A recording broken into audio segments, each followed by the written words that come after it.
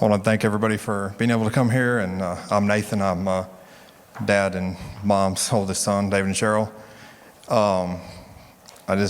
My dad wasn't only my father, he was my best friend.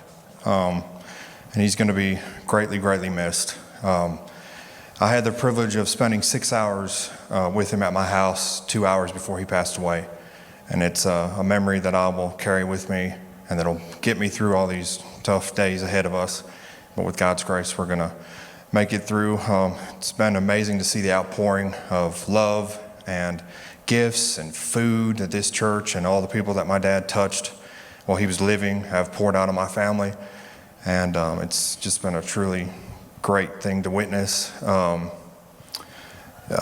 dad, as you know, he was a jokester and always made light of any serious situation. I remember one time there was a tornado about about a mile and a half inbound from my house. And he called me and out of abundant concern for my safety, he'd asked me if I was wearing my rubber underwear. And that's the kind of guy he was, you guys know. And he found comic relief in no matter what situation he was faced with. And he was just that rock that we all had to stand on, and he's going to be greatly missed. Thank you again for everything that you guys have done and your outpouring of love on my family during this time. And I love you, Dad.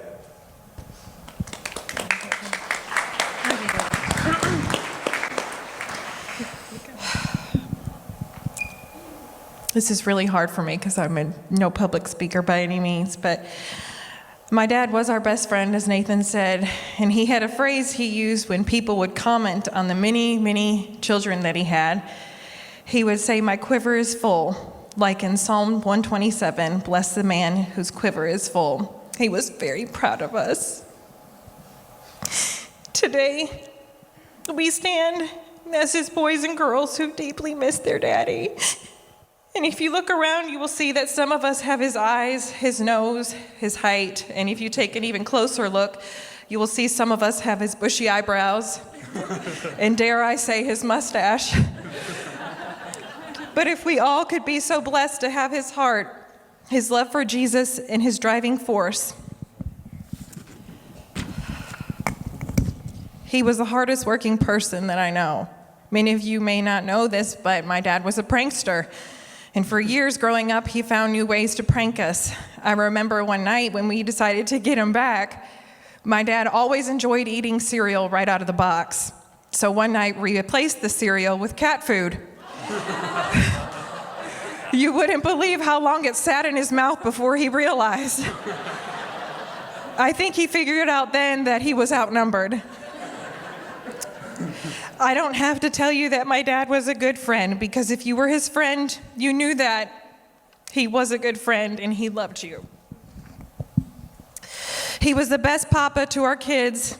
I always like to say that our dad was the ultimate babysitter, because that's exactly what he did when he had them. He sat. He loved them with all that he had. Mom, there's no one on this earth that loved you more than Dad. And we thank you for choosing him to be our daddy that many years ago. You can't talk about my dad without talking about Jesus. He truly was his everything. The other day I was going through his planner after everything that happened, and he wrote everything down: what he ate, that he did his laundry that day, the stores he went to. And I found an insert, and it was after church on Sunday, and he wrote, "I fell at church today." If you know him, he had a cane, and he didn't have the best knees. He said, "Today I fell at church. I am okay." And he said, "God, give me new knees." I know that even with his bad knees and his hip, my dad would get down on them almost every day and pray consistently and fervently for us. He knew how to make a bad day better and also to add to it. He'd comfort you when you cried and then ask you why your hair looked like that. He was the dad joke king, and he had many sayings, and 99% of the time, he was the only person who knew what they meant. One of his sayings that